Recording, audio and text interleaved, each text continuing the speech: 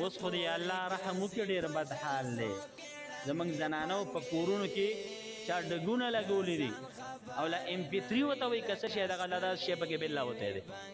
زونه غونټې کارډ دی یا USB د هغه ډکه کې ډېر د عزت کورنۍ په دې بېعزته شوې ما په موبایلو کې کتلي تاسو هم کتلي دي کور کې زنانۍ او MP3 به یې لګولي او جینکۍ ورته ګډېږي او ګانې ځان ته لګولي څومره د ګناه کار او کملو پټی په سري هغې ویښته پکې ټول ښکاري کمې جامې اچولي دي بدن یې پکې ټول ښکاري او بیا موبایل ته دا ورکي او بیا د ټولې دنیا خلک یې ګوري وګورئ مسلمانان داسې قوم دی پښتانه داسې خلک دي نو کور کې ته موبایل ولې پرېږدې بیا کور کې د USB کې دا سیز ولې ساتلی دی مخکې به موږ وی دا ټي وي دی او هغه چېرته غریب سړي وس نه کېده او مالدارو به اخیستی و نن سبا خو هر کور کې نه په هر جیب کې ټي وي پروت دی د ټي وي پلار پکې پروت دی د زینا اډه په هر جیب کې پرته ده هر سړی صحیح نه استعمالي دا مه وایه چې زما زوی به ښه استعمالوي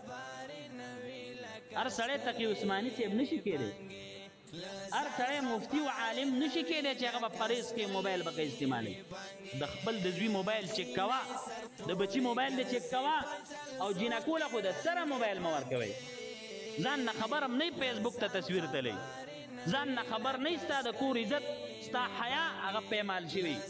او لاټۍ به پکې بیل لګولی ګانې یې لګولي معمولي غوندې خادي دی کور ته راشي نو USB یې ورکړی هغه MP3 لګېدلې ده ډګ لګېدلی پیټۍ لګېدلې ده ستا د کور کمرې د بار دنیا خلکو وکتې ستا د کور برنډه خلکو وکته ستا د لور لوپټه خلکو وکته ستا حیا و عزت ستا غیرت څه شو ای پښتونه ستا زنانه ته چې چا بل شان کتل تا ته دې څوک وایي چې هلکه دا لور راولېږه چې زما کره واده دی لږ راکره ګډه شي ته به یې د هغه سر د ګولۍ نشانه کوې که نه کوې دې پرېږدې داسې خو لیکن بغیر د څه وینا نه ستا لور ستا خور ستا عزت په فیسبوک باندې او په نیټ باندې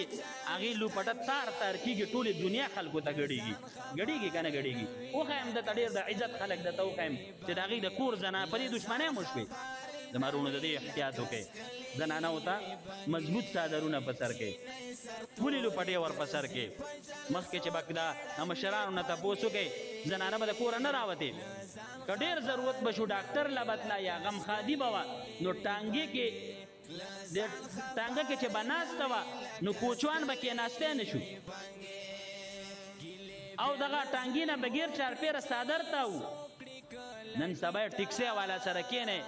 دا پلانکي ځای ته ورسوه نو هغه ورته شیشې برابر کړي دي ډریور چې ډریوینګ کوي تاسو ته خبر یې